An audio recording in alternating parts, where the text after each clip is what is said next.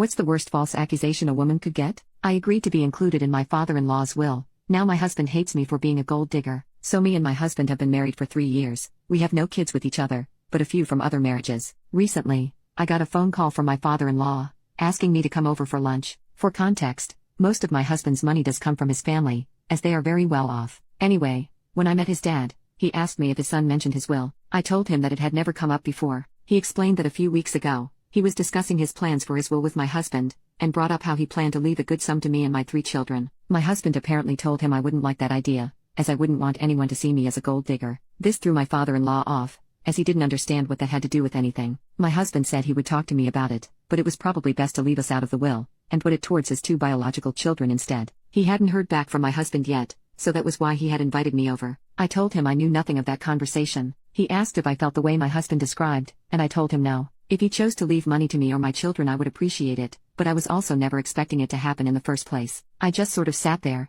staring off into space for a moment, because I couldn't help but find the entire situation ironic. About a year after I got married to my now husband, my mom had a health scare. She asked me to help her draw up a will, just in case. When I told my husband about it, he asked if he or his 2 children would be placed in the will. I told him I didn't know, but that would be up to my mom. He said she should add them, as we were a family now and adding them to the will would be symbolic, making us all an official family. I told him I'd ask, but wouldn't push the topic. I mentioned it to my mom, who said she was unsure, as she really didn't have much to give anyway. Eventually she did add all 3 of them to her will, and I found out later my husband had actually spoken to her about it. I found it odd that he pushed the issue, since both him and his kids are set up to inherit an incredible amount if anything happened to his dad, but just assumed he meant for it to be symbolic. Now, here I was talking to his father, who was telling me he wanted to add my children and I to his will, and my husband refused. I started crying, wondering why he would lie about this, and shared with my father-in-law what had happened 2 years ago. He got upset, and said he would talk to his son about the entire thing. I told him I was leaving,